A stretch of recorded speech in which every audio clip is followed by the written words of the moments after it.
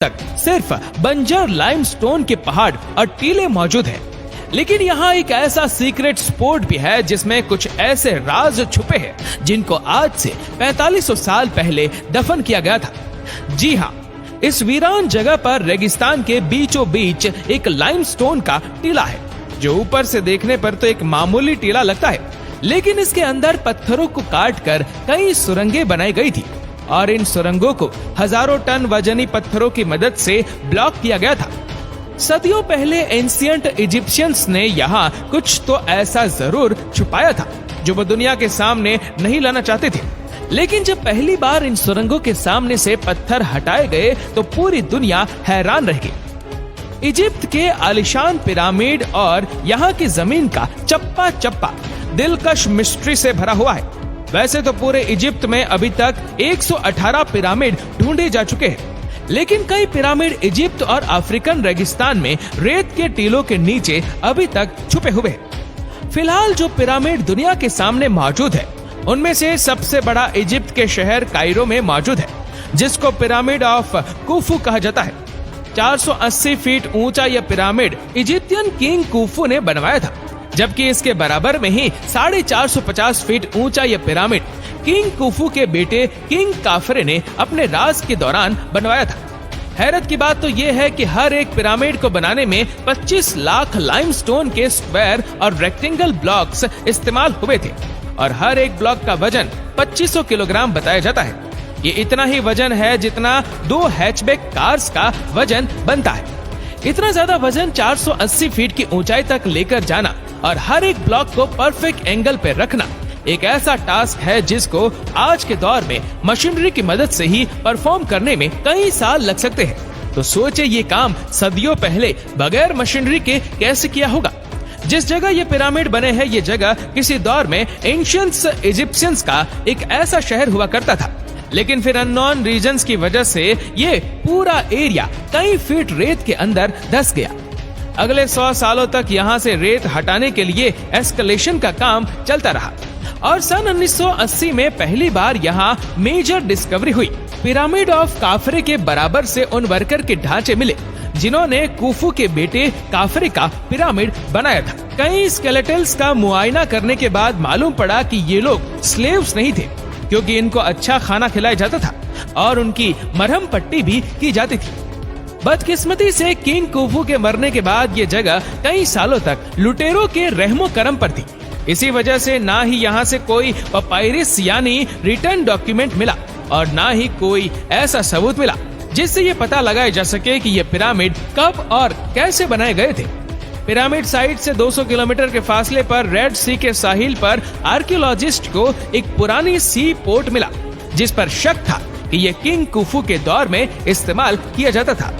समंदर के पास से मिलने वाला ये टूटा फूटा स्ट्रक्चर इतना बड़ा था कि इसमें आराम से कई सारे लोग रहकर काम कर सकते थे। जब इस एरिया में सर्चिंग की गई तो यहाँ समंदर के अंदर से बोट एंकर्स भी प्राप्त हुए। उस दौर में पत्थरों से बने एंकर्स इस्तेमाल किए जाते थे, जिनमें रस्सियां बांधकर बड़ी बड़ी बोट्स को पार्क किया जाता था। स्टोन एंकर्स यहाँ भारी मात्रा में पाए गए, जिससे ये बात साबित होती है कि ये 4500 साल पहले एंशिएंट इजिप्शियंस का सी पोर्ट हुआ करता था।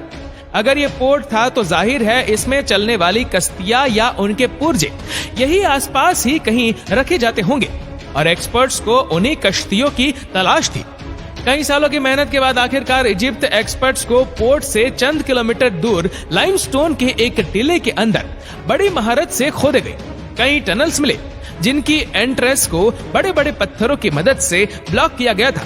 लेकिन आर्कियोलॉजिस्ट टीम को इस बात का बिल्कुल भी अंदाजा नहीं था कि यहाँ से उनको कश्तियों से बढ़कर भी कुछ खास एविडेंस मिलने वाला है। जब इन टनल्स की एंट्रेंस के सामने से पत्थर हटाए गए तो अंदर वो मंजर देखने को मिला जो पिछले 4500 सालों से किसी ने भी नहीं देखा था। काफी बड़े टनल रूम में से कोई बोट तो नहीं मिली, लेकिन बोट्स के कई सुराख जरूर मिले। इन सुराख के अलावा यहाँ कई पत्थरों पर किंग कुफू का नाम भी लिखा हुआ पाया गया। इजिप्ट एक्सपर्ट्स इस नाम से अच्छी तरह वाकिफ थे, क्योंकि उन्होंने कई हाइरोग्लिफिक्स पे ये नाम पहले ही देख रखा था। इस पर जो लिखा था उसका मतलब है हमारा खुदा कुफू हमारी हिफाजत करे। इस सीक्रेट स्टोर रूम की जब तहकीकात की गई तो हैरत अंगेज तौर पर यहाँ से बहुत खस्ता हालत में पपायरिस भी मिला, जो एक भारी पत्थर के नीचे दबा हुआ था। उस दौर में सारी कागजी कार्रवाई इन पपायरिस पे ही की जाती थी। आपको यहाँ ये बताना भी जरूरी है कि पूरी दुनिया से मिलने वाले पपायरिस में से ये सबसे पुराना था। पूरे 6 सालों की मेहनत के बाद जब इसको रिस्टोर करवाया गया तो किंग खुफू के दौर की कुछ झलकियां नजर आने लगी। इस पपायरिस को लिखने वाला मिरर नामी एक सुपरवाइजर था जो किंग खुफू के लिए काम करता था। उन ग्राफिक्स को देखकर समझना और फिर उसकी लॉजिक बनाना इजिप्ट एक्सपर्ट्स के लिए काफी मुश्किल काम होता है। सबसे बड़ा जो सवाल था वह ये था कि सुपरवाइजर अपने 40 वर्कर्स के साथ यहाँ कर क्या रहा था और वह किंग खुफू के लिए क्या काम करता था। कई सालों की मेहनत के बाद पपायरिस से ये मालूम पड़ा कि मिरर नामी सुपरवाइजर कोपर को बोट से अनलोड करके उसको नाइल रिवर तक पहुंचाता था, जहां से दोबारा बोट्स पर लाद कर कोपर को पिरामिड साइट तक पहुंचाया करता था। ये इंफॉर्मेशन जानकर इजिप्ट एक्सपर्ट्स को सारी कहानी समझ आने लगी। उस दौर में आयरन तो हुआ नहीं करता था, इसी वजह से मिरर और उसकी टीम बोट्स में बैठकर समंदर के उस पार साइनाई पेनिनसुला जाया करते थे। साइनाई में आज भी खासा कोपर पाया जाता है। इजिप्ट एक्सपर्ट्स का मानना है कि सिर्फ एक बार में ही वह इतना ज्यादा कोपर डिलीवर कर देते होंगे कि अगले 2 सालों तक दोबारा जरूरत नहीं पड़ती होगी। लेकिन सवाल यह है कि पिरामिड की कंस्ट्रक्शन में कोपर कहां इस्तेमाल होता था, जबकि यहाँ तो सिर्फ लाइमस्टोन और ग्रेनाइट के पत्थर ही नजर आते हैं। असल में कोपर की मदद से वो टूल्स बनाते थे जिनको लाइमस्टोन के ब्लॉक्स बनाने में इस्तेमाल किया जाता था। पिरामिड साइट से चंद किलोमीटर के फासले पर मौजूद लाइमस्टोन के बड़े बड़े पहाड़ मौजूद हैं और इस जगह को टूरा कहा जाता है। इजिप्ट एक्सपर्ट्स को इस जगह से कई सबूत मिल चुके हैं, जिससे ये जाहिर होता है कि पिरामिड बनाने के लिए लाइमस्टोन के ब्लॉक्स यहीं से काटे जाते थे। लेकिन आखिर कैसे वजनी ब्लॉक्स को पहाड़ से अलग किया जाता था, और वह भी परफेक्ट शेप में? ये जानने के लिए आर्कियोलॉजिस्ट की एक टीम ने लाइमस्टोन पर पहले एक ब्लॉक की शेप ड्रॉ करके अपना वर्क एरिया डिफाइन किया और फिर कोपर टूल्स की मदद से उसको काटना शुरू किया। पहले तो लाइमस्टोन को काटने में काफी मुश्किल हो रही थी, लेकिन फिर पानी का इस्तेमाल किया गया। पानी के छिड़काव के बाद ये नोटिस किया गया कि लाइमस्टोन को काटने की स्पीड 5 टाइम्स बढ़ गई है।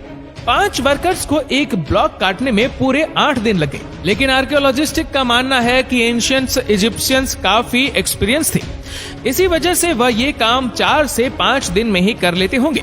और एक्सपर्ट्स को खुफू पिरामिड मिस्ट्री सॉल्व होती हुई दिखाई दे रही थी। एक्सपर्ट्स की टीम को अब ये जानना था कि लाइमस्टोन के ब्लॉक्स काटने के बाद उनको पिरामिड के टॉप पर 480 फीट की ऊंचाई तक कैसे पहुंचाया जाता था। बदकिस्मती से पिरामिड्स में ऐसा कोई सुराख नहीं छोड़ा गया था जिससे ये पता लगाया जा सके। इसी वजह से ये जानने के लिए भी पिरामिड साइट से हटकर सबूत तलाश करने की जरूरत थी। गीजा में पिरामिड साइट से 300 किलोमीटर के फासले पर रेगिस्तान की कड़कती गर्मी के दरमियान हैटनूप का मकाम मौजूद है। यहाँ आर्कियोलॉजिस्ट की टीम को वो जगह मिली जहाँ से एंशिएंट इजिप्शियंस स्टेच्यूज बनाने के लिए एक खास किस्म का स्टोन निकाला करते थे। ये पत्थर इजिप्टियन अलाबास्टर के नाम से जाना जाता है। इससे इजिप्शियन किंग्स अपने स्टेच्यू बनवाया करते थे। इतने बड़े स्टेच्यू बनाने के लिए जाहिर है यहाँ से काफी बड़ा स्टोन निकाला जाता होगा, और वो भी 1 पीस में। जमीन के कई फुट नीचे इस खास स्टोन को निकालकर ऊपर कैसे लाया जाता था, यही जानने के लिए 100 से भी ज्यादा वर्कर और आर्कियोलॉजिस्ट की टीम यहाँ आई थी। ये साइट भी आर्कियोलॉजिस्ट के लिए काफी खास थी, क्योंकि यहाँ भी किंग खुफू का नाम जगह जगह पर पाया गया था। पिछले कई सदियों से यहाँ पर कोई काम नहीं किया गया था। कई महीनों तक यहाँ खुदाई का काम चलता रहा, लेकिन मलबे के सिवा यहाँ से कुछ न मिल सका। पर आखिरकार वो दिन आ ही गया जब यहाँ से पहला सुराख मिला। जमीन से कई फुट नीचे मलबे के नीचे दबी हुई इस स्टेयर और एक रैंप नुमा चीज जाहिर हुई। खुदाई के बाद स्टेयर पर कुछ अनोखे गड्ढे भी उभर कर सामने आ गए। दोनों साइडों पर स्टेयर्स, बीच में रैंप जिसकी स्लोप 25% के आसपास थी। और इस स्टेयर पर बने अनोखे गड्ढे आखिर क्यों बनाए गए थे? एक्सपर्ट्स का मानना था कि ये सब कुछ क्वारी से निकलने वाले स्टोन को ऊपर लेकर जाने के लिए ही बनाया गया था। काफी सोच विचार के बाद ये नतीजा निकाला गया कि इन घटनाओं में लकड़ी के तने डाले जाते थे। स्टोन का बड़ा ब्लॉक जिनको रस्सियों से बांधा जाता था, और वह रस्सियां इन लकड़ी के तनों से ट्विस्ट होकर जाती थी, जिससे वर्कर्स को स्टोन खींचने में आसानी होती थी।